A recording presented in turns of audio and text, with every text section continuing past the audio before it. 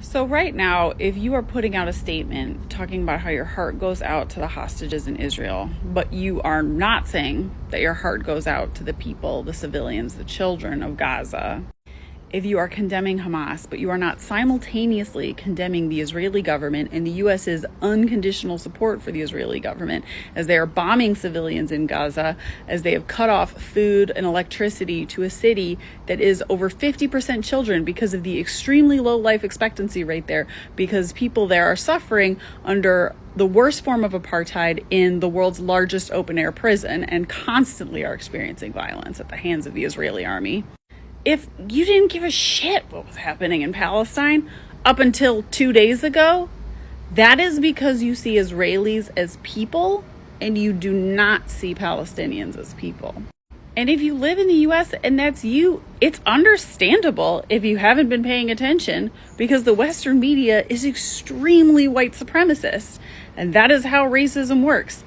Israelis get to be white, Palestinians are non-white, and they are therefore not people. You see this difference in humanization when you look at the very rhetoric that media uses to describe the difference between Israelis being killed and Palestinians dying, in the obfuscation of Israeli military aggression and settler aggression by calling such things clashes.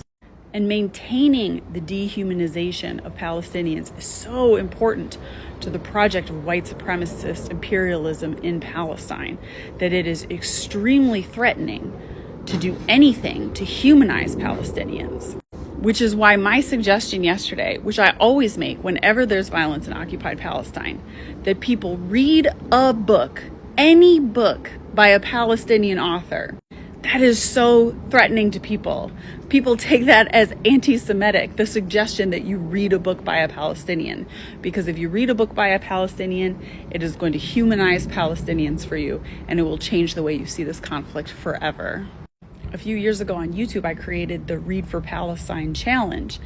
And apparently that was so threatening that it got me put on an Israeli block list, and this notorious website, which I won't name, but which keeps tabs of, people they say are notorious anti-Semites. And I, an outspoken Jewish author, am, according to them, a horrible anti-Semite because I encourage people to read Palestinian literature.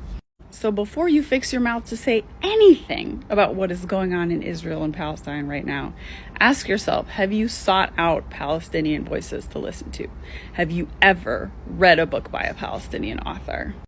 If you need suggestions, check out my last video.